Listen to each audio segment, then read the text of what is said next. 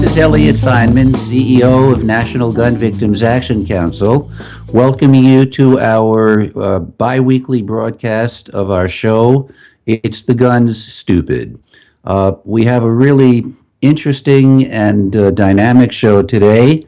Uh, in the first segment, Martha Rosenberg, our senior editor, and myself will talk about some recent items in the news or some gun items that uh, have caught our interest. In the second segment, we'll be talking with Bill Jenkins, one of the most important victim advocates in the country and the author of the award-winning book, What to Do When the Police Leave, dealing with traumatic injury. In the third section, we'll be talking with Robert Farrago. Robert, I hope I've pronounced your last name right. Robert Farrago writes the gun blog, the truth about guns, and is a very outspoken commentator representing the pro-gun side. And to add a little spice to our conversation, though we've never spoken, I don't think Robert's too fond of national gun victims or of me. So I think that will provide some lively lively conversation. And finally, in the closing section, I'm going to talk about a challenge that National Gun Victims Action Council has issued to the NRA, actually the Illinois Rifle Association, which is, of course, the state version of the NRA, and one that they have backed away from so far because they know they'll lose this challenge. But we're willing to bet them 50 grand on the outcome of something which I will describe to you in the fourth section. So stay tuned. But right now, what I'd like to do is call Martha. Martha, are you there? Yes, I am, Elliot. Hi. Hi, Martha. You sound like you're in a chamber. Well, I'm right here listening to the show, and I thought we can talk about some of the news events this week. Okay. Well, that's kind of a weekly feature. The first thing we selected when we reviewed the articles was this war the NRA has waged successfully against Obama's pick for the Surgeon General. Uh, in terms of what you'd want for a Surgeon General, the nominee who's been defeated, a Dr. Vivek Murthy, and he hasn't been defeated. He's going to be withdrawn because of all the pressure that's been put on by the NRA and its members.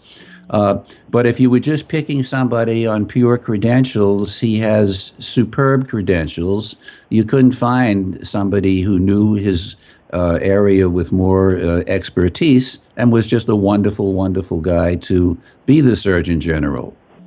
But he has made the astonishing error of terming the epidemic of gun violence that we have an epidemic. He's declared it a public health policy, a public health issue, and he has literally been hung on that characterization. What's your take on that, Martha? Well, as you say, he's got impeccable credentials. He's Harvard educated.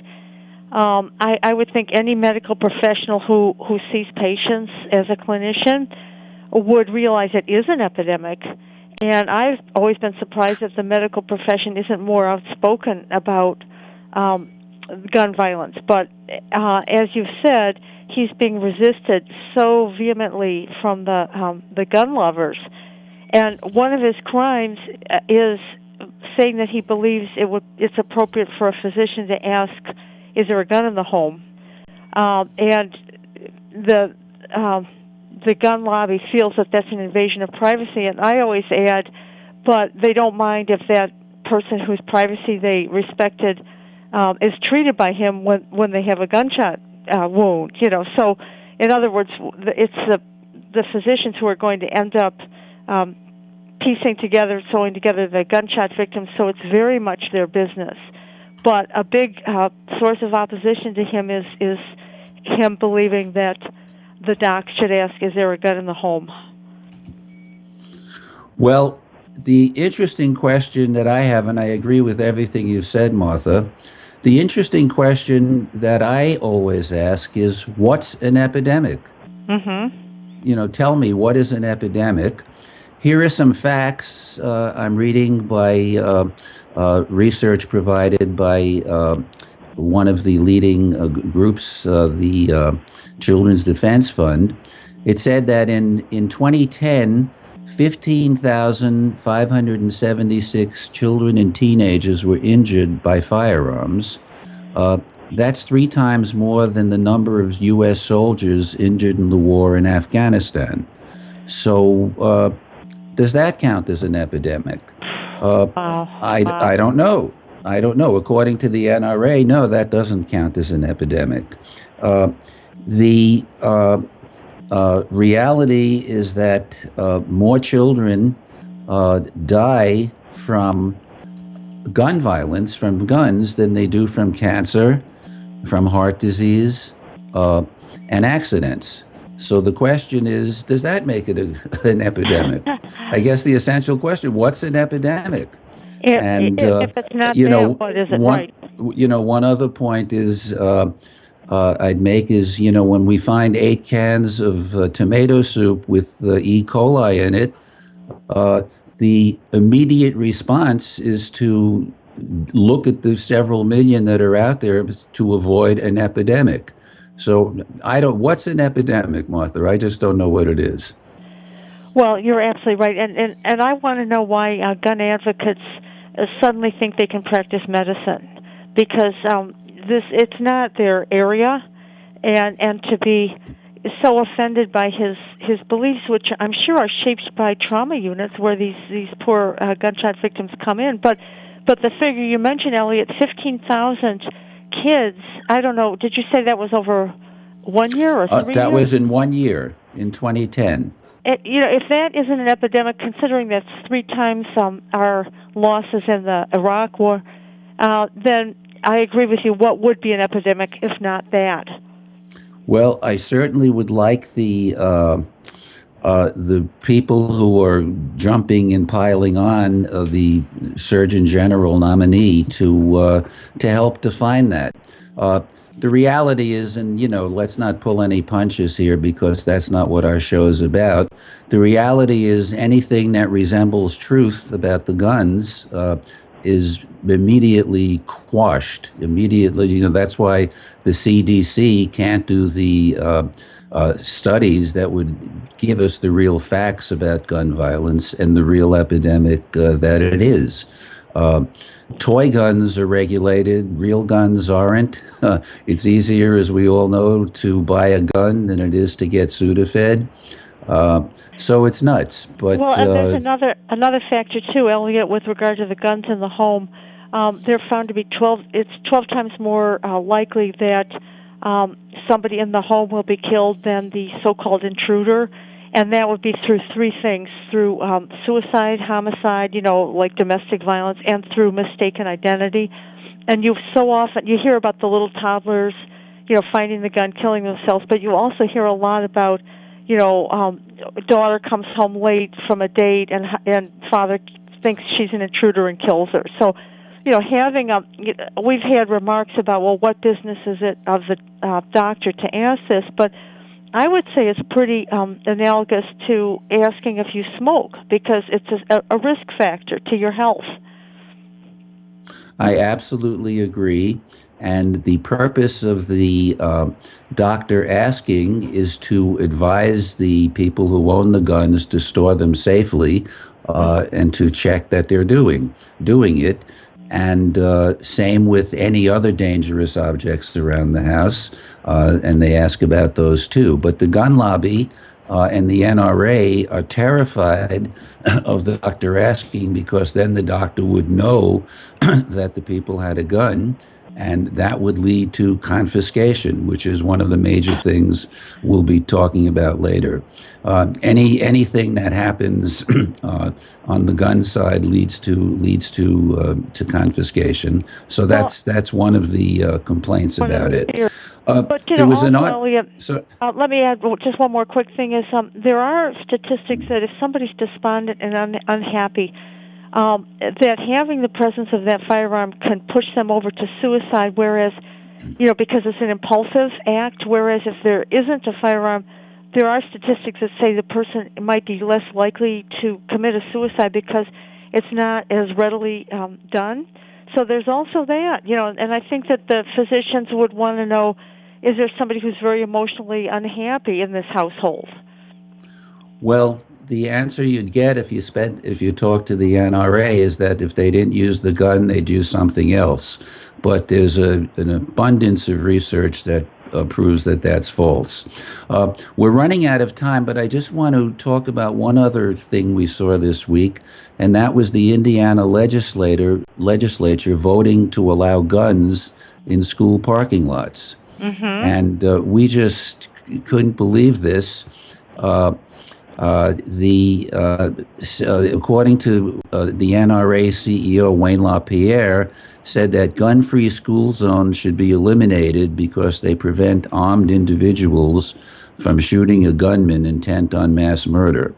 I'm going to be talking with Robert about this, about gun-free zones, in the last part of our discussion after we talk about confiscation. But what they've done is that parents coming to the school, teachers, school visitors, students who belong to the high school gun club. By the way, what a way to get students to buy guns. If you belong to the high school gun club, you can bring a gun to school. It's utter madness. It's utter madness. And there's a site here from the Atlantic showing that firearm-related deaths are positively correlated with the rates of high school students that carry weapons on school property. What do you make of this, Martha? Well, of course, I think I agree it's insanity. I looked at the statistics written by Ian Millhiser, who's with the Center for American Progress, and he says in 2010 there were 8,275 criminal gun homicides and allegedly 230 justifiable homicides. So the presence of a gun is much more likely to not be a self-defense, to be the perpetrator. I'm remembering not too long ago in Indiana there was that shooting on the Purdue campus, and that was a clear example of this carrier who turned homicidal. And the whole idea of the gun-free or the citizens being allowed to have their weapons, in this case in the parking lot, it kind of makes a mockery of armed guards, as if an armed citizen is equal to an armed guard or a law enforcement person. Well, it's just, I think we both agree, nuts.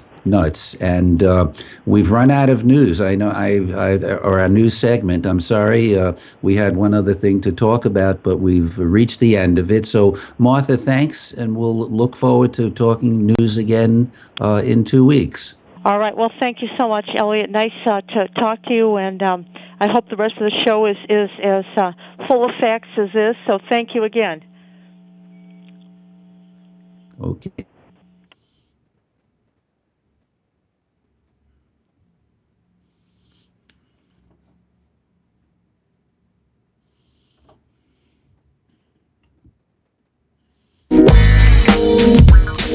You're listening to WEACT Radio, WPWC 1480 AM. Now get out there and do something.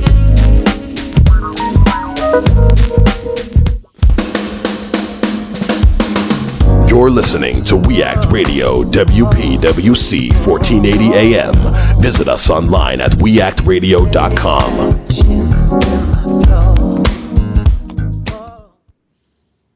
Americans of all ages and political parties agree they do not support cutting Social Security and Medicare benefits to pay for Washington's fiscal failures. Putting millions of middle-class and poor Americans and their families at risk in the name of deficit reduction is not fiscal responsibility. Social Security and Medicare strengthen our economy and our families. Call the National Committee to Preserve Social Security and Medicare at 1-800-966-1935 or visit us at thenationalcommittee.org. You can make a difference. Social Security protects us against loss of income due to retirement, disability, or death. We pay into Social Security throughout our working lives, which is why we must stop Congress or the White House from cutting our earned benefits. Join our powerful national movement to protect Social Security for current and future generations. Call the National Committee to Preserve Social Security and Medicare at 1-800-966-1935 or visit us online at thenationalcommittee.org. You can make a difference. Americans of all ages and political parties agree they do not support cutting Social Security and Medicare benefits to pay for Washington's fiscal failures. Putting millions of middle-class and poor Americans and their families at risk in the name of deficit reduction is not fiscal responsibility. Social Security and Medicare strengthen our economy and our families. Call the National Committee to Preserve Social Security and Medicare at 1-800-966-1935 or visit us at thenationalcommittee.org. You can make a difference.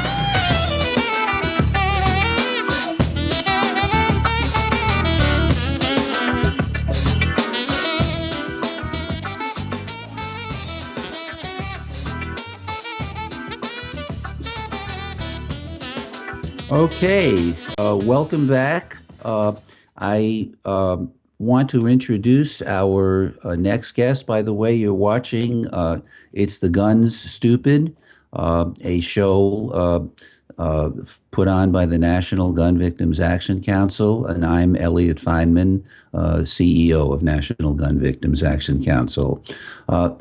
The next guest we're having, Bill Jenkins, is a very special person in my life. After my son was murdered, Bill and his wife Jennifer were the first people I met who were victims of gun violence, and they, at that time and today still, work with people who have been victims, who have lost, children or loved ones to gun violence. Both Jennifer and Bill have had that horror happen to them. Jennifer lost her pregnant sister and brother-in-law to a teenager who, when caught, said that he killed them because he wanted to know what it felt like to kill somebody. Bill's son, and I will let Bill tell the story. Bill was teaching in Richmond, Virginia, in the drama department, I believe, and his son had been accepted in college. And as any responsible kid would do, he decided he would get a job and earn some money to buy a car. So, Bill, welcome to the show, and if you could kind of share your experience of what happened, at that time. Hi, Elliot. It is a delight to be on your show and to get to visit with you this way when other folks can sit and listen to us interact and have these conversations that we often have just in private, talking about things that have happened to us and how we have suffered at the hands of the gun industry, really proliferating so many firearms in our society that people can get a hold of them without any trouble at all and just wreak havoc. This is a real epidemic, and I am so glad that you are a voice for reason in this and getting these messages out. Just very, very briefly, because I know we don't have 3 or 4 days to talk about all of this, like we would love like to we have. can. Yeah, well, if you're gonna run a radio show based on the hypocrisy of the gun industry, Elliot, you are going to be able to run that show for a very long time. So don't worry about that. No shortage in topics there. But William is working on his second day of work. He was 16 years old, working on his second day at work at a fast food restaurant just outside of the city limits of Richmond, Virginia. So it was still technically Richmond. But he was working in an area that was not a particularly dangerous part of town, was never recognized as a dangerous part of town. In fact, he lives right around the corner. And he was working at that restaurant. It was a locally owned hamburger chain, very similar to the Sonic restaurants, the Checkers restaurants. It's just basically a big cinder block box that set down on a concrete slab, and people would walk up to the front window and order their meals and either eat out front or take them with them through the drive-through. It was not an eat-in restaurant in this particular case. So it was getting along about closing time. William was on his second day of work, as I said. He was the kind of kid who was just, this great guy. And there was another young man who left just before he did, walked around to the other side of the building waiting for his mom to pick him up. And William, I know the kind of guy he was. He probably said to the manager, I'll stick around to make sure that you get out safely and that you get home safely and make sure that everything is fine. And so he and the manager was a 25-year-old woman. He and the manager were the last ones in the building. And she finally said, "Okay, William, you go on outside, and I will be right out. I'm just going to turn off the lights and turn the alarm on." And as William walked out the back door, the personnel entrance at the back of the restaurant, there was a man who had come up to the restaurant who had intended to rob the place that night. He had a 17-year-old girl and an 18-year-old girl who were helping him. He had an illegal and way too easily obtainable handgun on him. That he had obtained from the girl who had obtained it from somebody else, and it was just a long, convoluted trail back to the original owner, who was kind of sketchy to begin with. But the man had come up to the back of the restaurant, and he was laying in wait for William behind the door. So when the door opened, he would jump out and grab the next person that came through it, and the next person through was William. He grabbed William, put the gun up to his neck, ordered him to turn around and open the door. William did everything he was supposed to. He cooperated completely. He didn't make any sudden moves. He did everything that we tell our employees and our children and our family members to do when they're working in these kinds of environments. Cooperate. Don't make, don't escalate the situation. Don't make things difficult. Basically, the guy, to put it mildly, the guy got the drop on him. No way William could have defended himself. I've actually had people tell me that if William had a gun that night, he would have been safe, which is absolutely not only the most insensitive thing that people can say to somebody, which doesn't make them look good, but also it's just not true. Nobody can defend against an ambush. All you have to do is ask Ronald Reagan's security detail that. So nobody can defend against an ambush. He grabbed him from behind, and of course, William wasn't 21 either, couldn't carry a handgun. So these specious arguments are nothing more than just being hurtful to family members, and it's so sad that people think it's necessary to try to defend the indefensible by bringing up these ridiculous comments. But he did the right thing. He did not escalate the situation. He turned around, he knocked on the door. The manager looked through the security viewer in the door, and she said, "What's going on?" She saw William standing there. She saw a guy behind him. She saw this gun, and William said, "You have to open the door." And she did. She did exactly what she was supposed to do. She unlocked the door. She opened it. And the man, at that point, for whatever reason, I've never had a conversation with him about it, but we don't know why. But at that point, when the door was unlocked and open, the man fired the gun. The bullet went right through William's neck from one side to the other, severed the carotid artery and the jugular vein. William was dead before he hit the floor. He fell into the doorway. The man then pointed the gun at the manager and said, "Open the safe or you're next." She went to the safe. She tried to open the safe, and then she tried again, and then she tried again. Because, as we all know, when you're in a crisis situation, your fine motor skills just go right out the window. So it took her 5 times to open the safe. She was severely traumatized by this moment because, of course, she thought she was going to die too. She finally gets the safe open.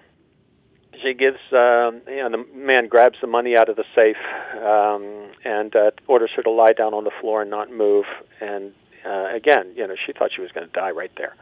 But he ran out the door instead, down behind the building, and jumped into a car where his 17 and 18-year-old accomplices were waiting. They, of course, had no idea anybody was going to die that night. And a lot of people get caught up in this. They get talked into being an accomplice for something, and then they wind up being tried for first-degree murder because the guy had a gun, and they're charged with the same thing he's charged with.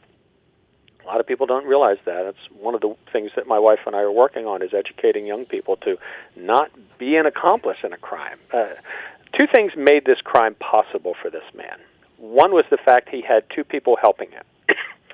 The other, the other thing that helped him, that enabled the crime, he would not have tried to commit this crime if he had not had a gun. He wouldn't have had the courage to do it. He wouldn't have had the wherewithal to do it. He wouldn't have had the ability to pull it off, even with the two accomplices. So the gun here really is the crux of the matter. If we're going to say that we're going to allow guns in society, then we absolutely, positively have to make sure that the people who are not supposed to get a hold of them don't get a hold of them. And that is possible. That is something that Canada does. That is something that Australia does. That is something that so many other countries do very much better than we do. And that is what I have been working on ever since this happened. Bill, it's just a chilling story, and every time I hear it, it's like I'm hearing it for the first time, and it just strikes my heart. It just strikes my heart. I had wanted to talk a bit about the book you wrote as a consequence and as a way of moving forward, of just functioning. But I see we're coming kind of to the end of our segment, so we're going to have to have you come back. It's a book that I read that was of tremendous help to me after my son had been murdered by a paranoid schizophrenic while he was sitting in a restaurant in San Diego with his wife in 2006. And your book was an amazingly helpful thing because the title says it all. What to do when the police leave. A guide to the first days of traumatic loss. That's correct. Yeah. And it's available for any bookstore. We can talk. I'd love to come back and talk to you about it at a future date, Elliot. My phone is always available to you.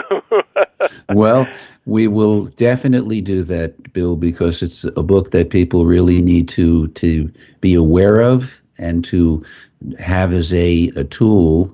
There are 30,000 people losing their lives to guns each year, and that's a lot of families that should be reading this. Okay, take care. Thank you, Elliot. And we'll talk soon. All right.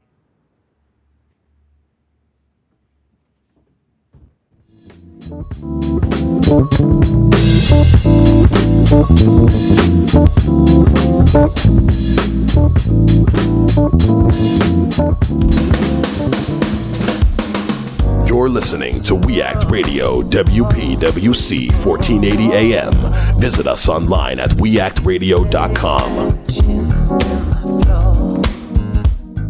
When I started working decades ago, I didn't know anything about Social Security or Medicare. I was too busy earning a living, buying a house, and raising a family.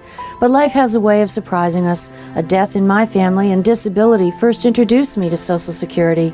I'm counting on it when I retire. And thanks to Medicare, I know I'll have the health care I need in retirement. Social Security and Medicare are vital to millions of American families. They also contribute hundreds of billions of dollars to our economy each year. So why are some in Washington threatening benefit cuts to reduce the deficit? It makes no sense.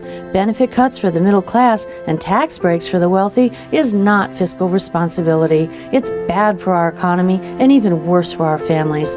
That's why I joined the National Committee to Preserve Social Security and Medicare. Together, we're working to ensure Washington strengthens the programs we paid into throughout our working lives. Call 1-800-966-1935 or visit online at thenationalcommittee.org. We can make a difference. Let me tell you who to blame. Blame the boy lying at your feet, his body oozing life through the hole in his stomach where the bullet tore him apart. Blame him for challenging you, for not looking away and for not backing down when you pulled out the gun. Blame your mother for bringing you into this world when she was but a kid herself and for dragging you up, not bringing you up. Blame society for not giving you hope. Blame your father for not being there, the man who looked after himself instead of looking after you. Blame the gun in your hand for making you a target, for making you more likely to be picked on. Blame the dead boy, blame your mother, blame society, blame your father, blame the gun, blame anyone but yourself for not being strong enough to put down the gun, to break the cycle.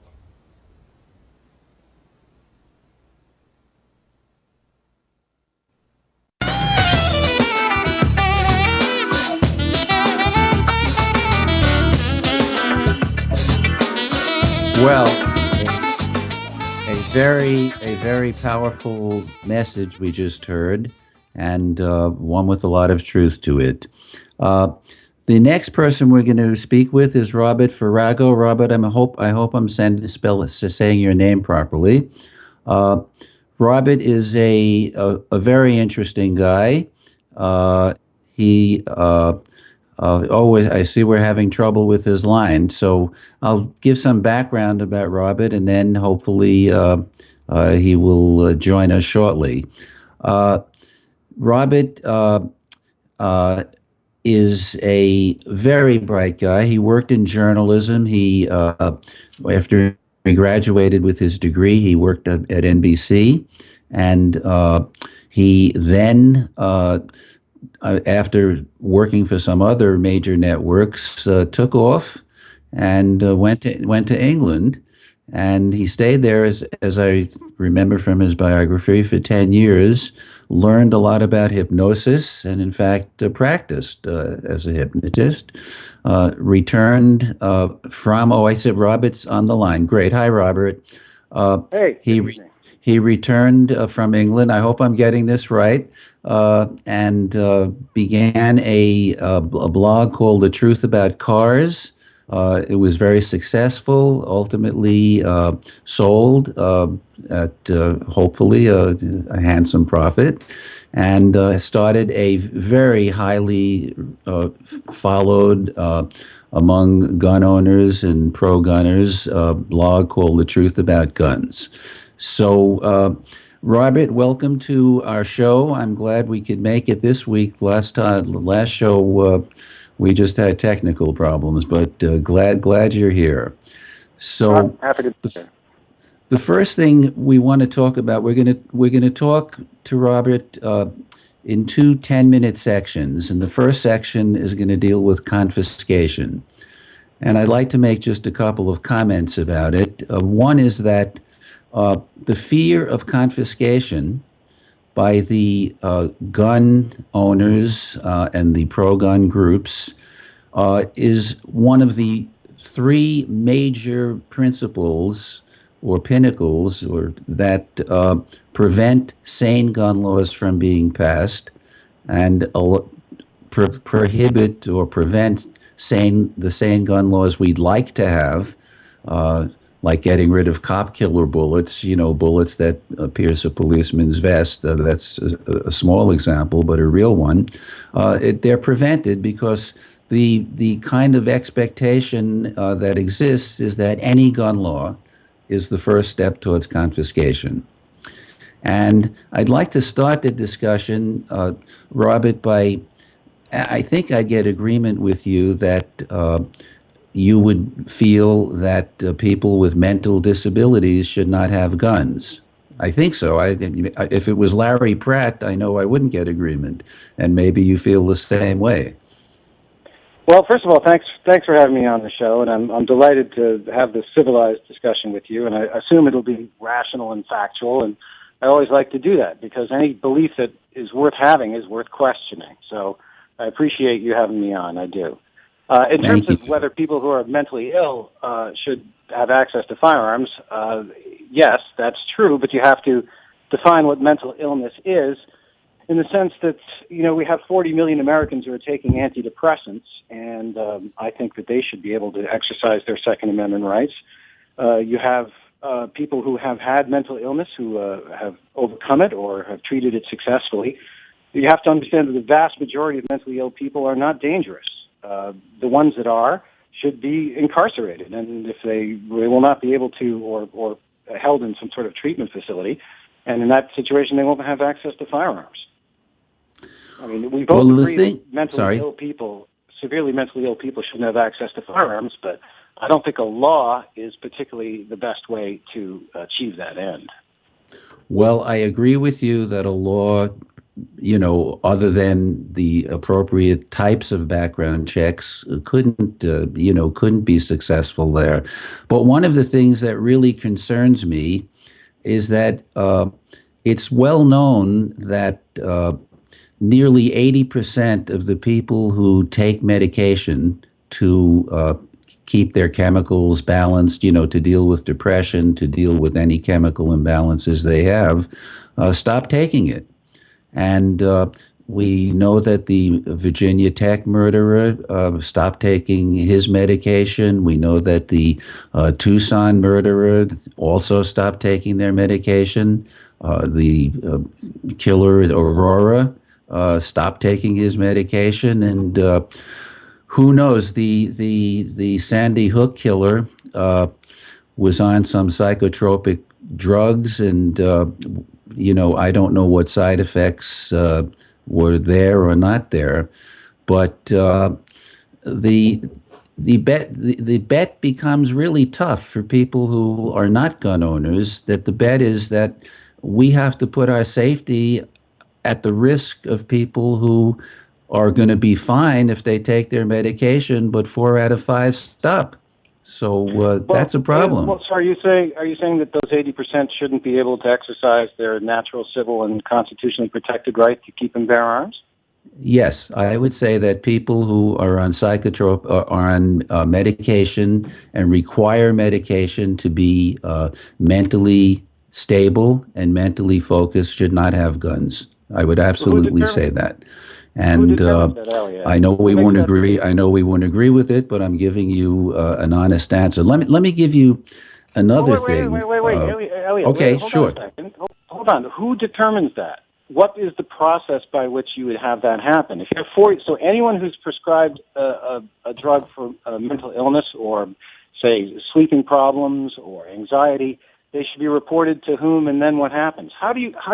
I mean, you say your confiscation is a ruse by people who are in favor of gun rights, but what is the process by which you would have those 40 million Americans not have access to firearms? I don't understand. How in the real world would that work?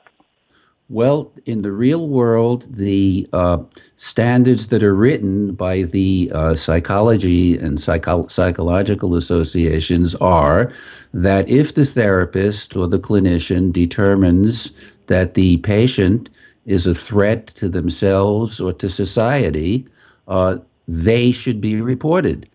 And they're supposed to be put, in fact, as become prohibited purchases. So yes, everybody who takes pills for depression or, for moderate illness, who are not a threat to themselves or others, even when they're not taking medication, I have no problem with that. But I do have a problem if a therapist says that somebody is a threat to themselves, during the session says, I'm going to kill my wife and kids when I go home. And to get them to not act out requires medication. I have a problem with that because the odds are, I don't like taking 20% odds. The odds are they'll stop taking their medication. So, Elliot, if you're looking at a population of people who are bound and determined, the likelihood of a mentally ill person committing a violent act with a gun is very small. And I know it's very personal to you, but statistically, it's a very, very small risk as compared to, say, criminals or people who are in gangs. I mean, if you wanted to target a group of people to reduce the number of people killed with firearms, why are you targeting mentally ill people? When you have 40 million people, a statistically insignificant number of those are a threat to anybody. I mean, you're punishing 40 million people for what? 1,000? 100? 10? I mean, you can name 10 spree killers who haven't taken their meds, but you can also look at those spree killers and say, well, they were clearly diagnosed as being dangerous and were allowed to be on the street. Wouldn't the simpler, more effective thing just to take the people who are clearly a danger, as all of those people were, and put them somewhere where they can't roam the streets freely, where they couldn't use knives, guns, bullets, baseball bats, anything? I mean, you're taking a very large-scale approach to a small-scale problem, and then affecting the gun rights of millions of people, which is it's unconstitutional and it's impractical. I don't understand what reality you can envision where that would be workable. Well, I can envision a reality, and I will share it with you. You've introduced a lot of topics that we could spend a couple of programs on, but let me stay focused on the principal one, the mental health illness. The numbers are that 4% of the crimes are committed of the horrific crimes of the murders are committed by people with the mental illness, So 4% of 40 million works out to be 1.6 million. It's not a trivial number at all. You're saying a million. Wait, you're saying 1.6 million people are out there with firearms who are a danger to others? Well, we don't know if they have firearms, but I do know that 90% of the people of the databases, because I did an intent study about this with a grant I had received, that 90% of the people with mental illness that should be prohibited purchases are not in the database. And I know that many of these people have guns already, because when they went to get them, they weren't in the database, so they were allowed to purchase them. So, but if they're mentally ill, Elliot, they can get firearms without having to go purchase brand new ones from the gun store.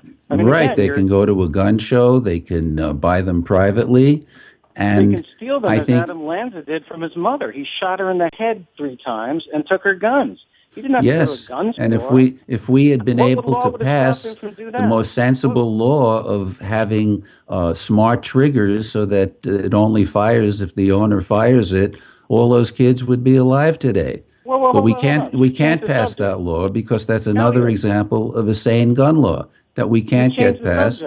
And there are reasons for it, but the reality is that doesn't infringe on anybody's rights and should be passed.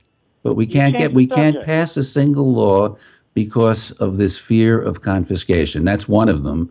The other fear is, that people should be carrying guns so that they can defend themselves, which, is a subject we'll talk about later.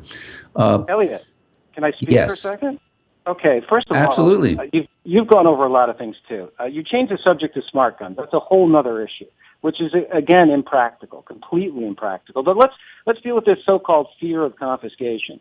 Did confiscation happen in New Orleans after Katrina hit? Did the federal agents, actually National Guard, go and confiscate guns from law-abiding gun owners? Did that happen?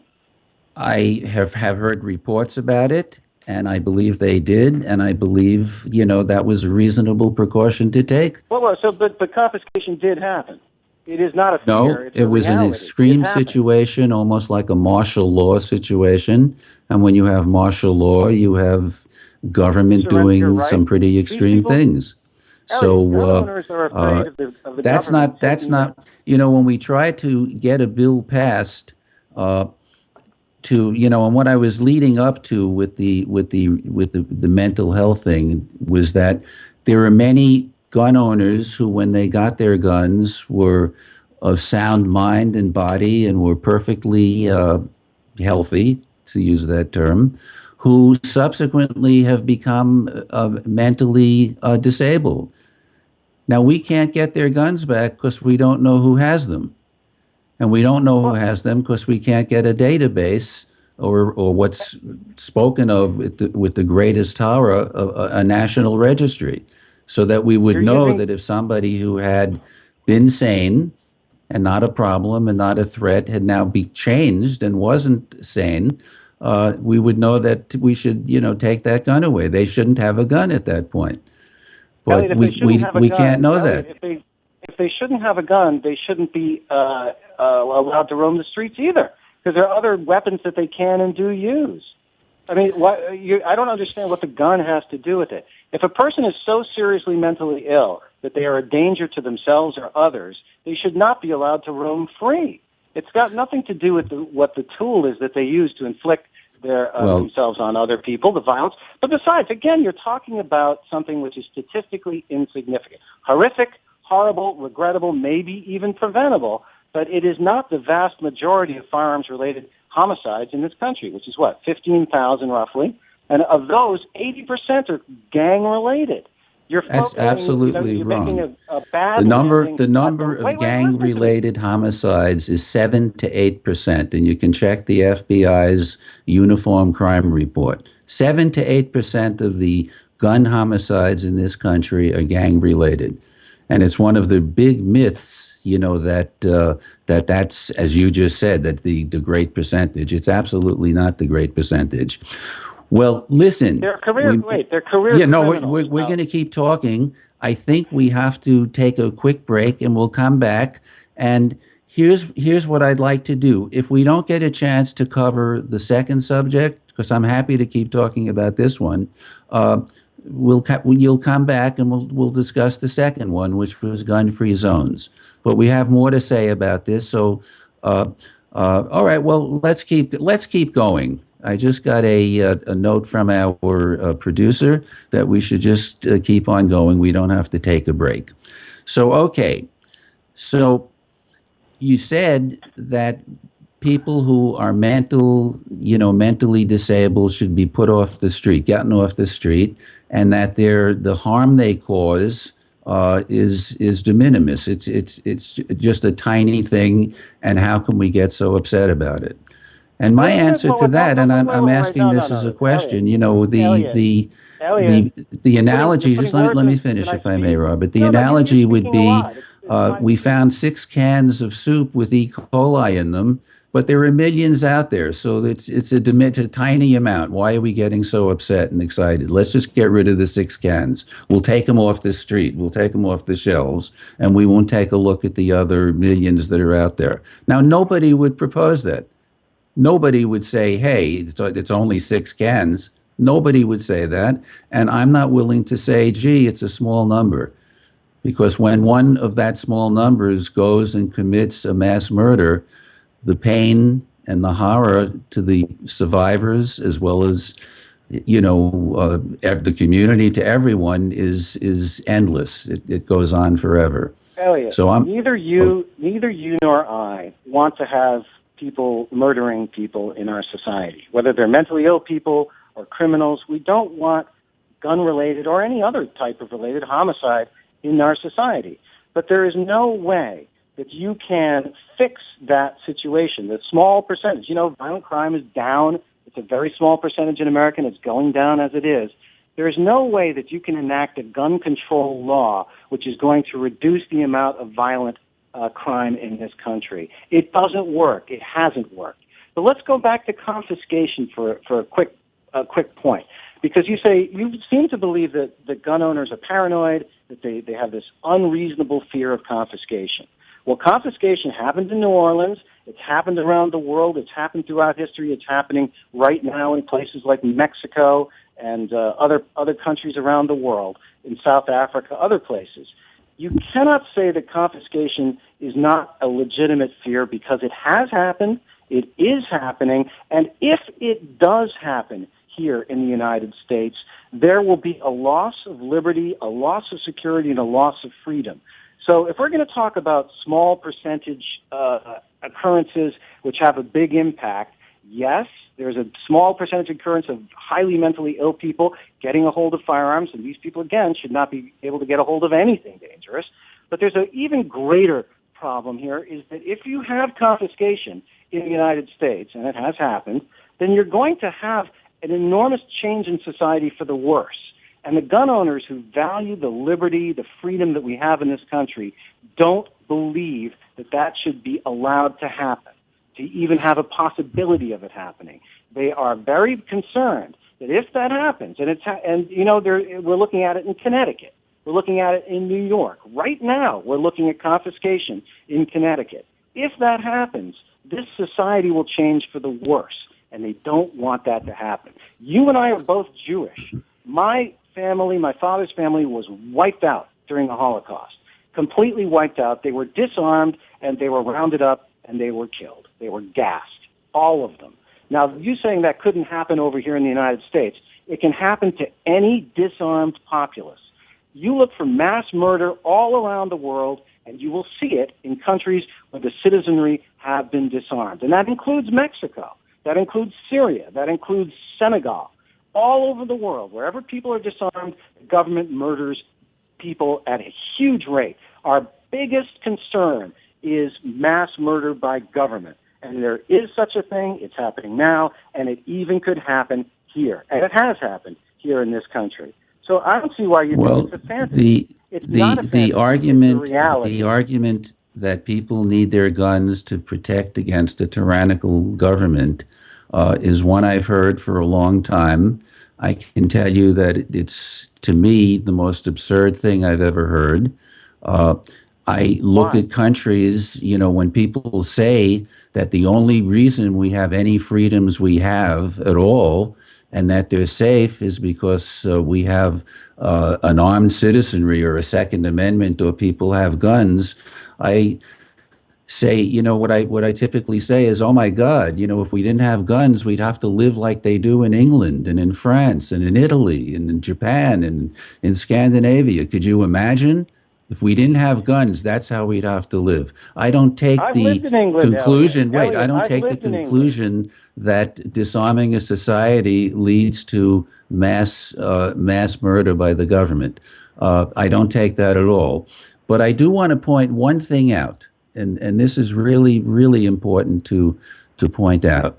And I wish we had more time to talk about it. But the thing I would point out is this: that you said there's no way to keep guns out of mentally disabled people's hands, dangerous ones, and there's no way of doing anything perfectly. We have great laws about drunk driving and great, publicity, and we've done a great job. We've gone from 20,000 people killed each year with driving, never get to zero. But what I would say is if we had a national database where we knew everyone who had a gun, who had it, that would go a long way to keeping people from who shouldn't have guns from getting them. And I know the argument is that once there's a database and the government knows who has guns, then they'll take them away. But here's a newsflash. The government doesn't have to know where a single gun is. They don't have to know a single gun owner or where those guns are to take them away. That's how they took them away in Germany in 1919. In 1919, all guns were taken away because they passed a law. Nobody could have a gun. And if you had one, big time trouble. That's not, Elliot, now that's not factually correct. There was a registry of firearms that was put into effect by the Weimar Republic. Every single gun had to be registered, and all those records were kept in the police departments because people feared that a national registry would create confiscation and murder, and then the Nazis took them all over from the police department. There was national gun registration. They showed up at people's doors who had guns. There was a guy in Belgium, for example, who they knew he had a Luger. The stormtroopers showed up. He couldn't find the gun. They took him out into the front of his family, right on the street, and they shot him in the head, Elliot. They killed him with a firearm right then and there because he couldn't produce the firearm that they knew he had. These things are real. Those who fail to learn from history are doomed to repeat it. And we are not going to suffer that same fate because people like you can't learn. Well, we've come to the end of our time here, Robert, and we've got much more to talk about, so we will have you back. I disagree and highly dispute the facts you've just named, because in 1928, every German could have guns, and the only guns that were taken away by the Weimar Republic occurred in 1938, when they said that only everyone could have guns except certain people, like the Jews or gypsies or gay people. They couldn't have guns.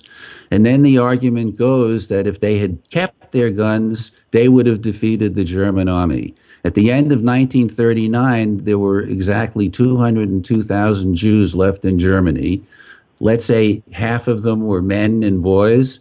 So 100,000 men and boys with their guns were going to stop the army. It's ludicrous. It's the German army. What happened It's in ludicrous. Warsaw, Elliot? What happened in the Warsaw Ghetto? How many Jews held off the German army in the Warsaw Ghetto? Besides, I'd rather go down fighting for my life than being herded off into cattle cars with my family.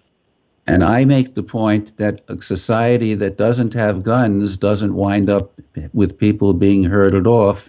And I make the further point that if the government, by the way, I'll make one other point, that everybody is afraid of the government knowing who has guns. But if you've paid attention to what's happening with the NSA, the government knows everybody who has a gun. They've been spying on us for what, 12 years?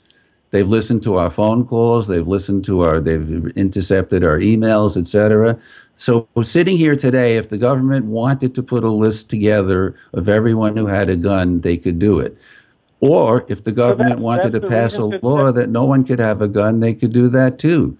But that's not going to happen. But I don't accept the argument that no guns leads to catastrophe. I just don't. And I look at, as I said, I look at England, I look at Italy, I look at France, I look at all the countries, the Scandinavian countries, Japan, where there are no guns and people aren't being herded off, and there's not a government run wild.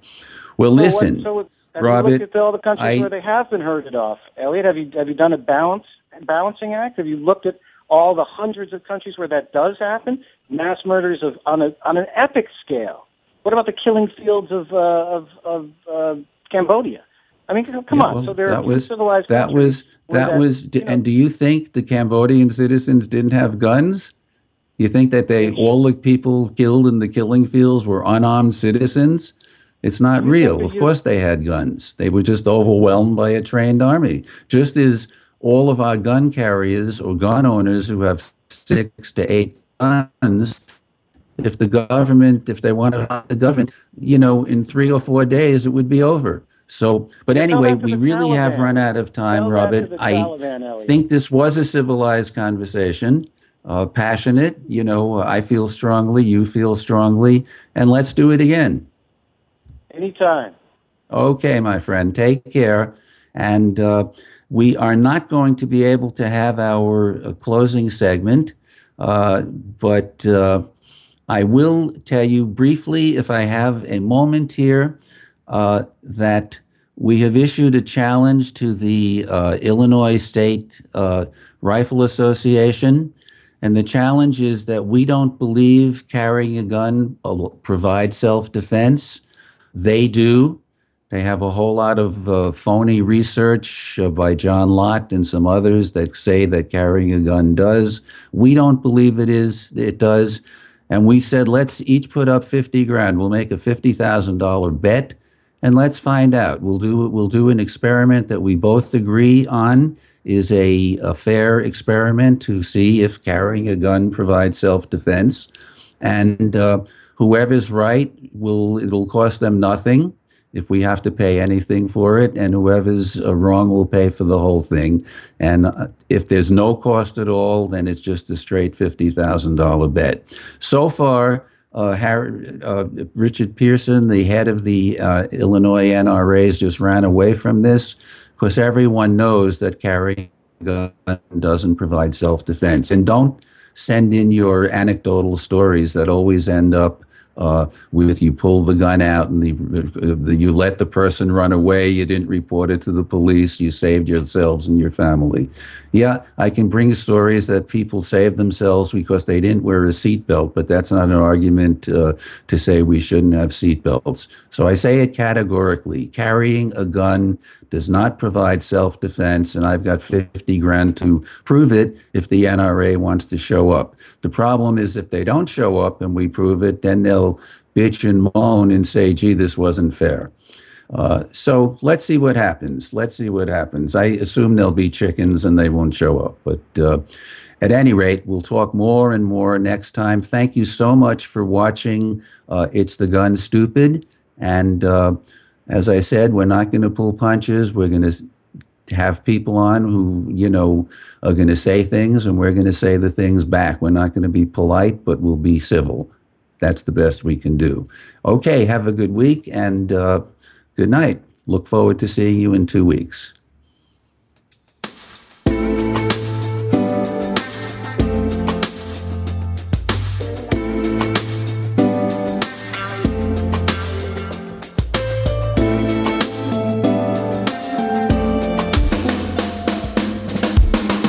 You're listening to We Act Radio, WPWC 1480 AM. Visit us online at weactradio.com.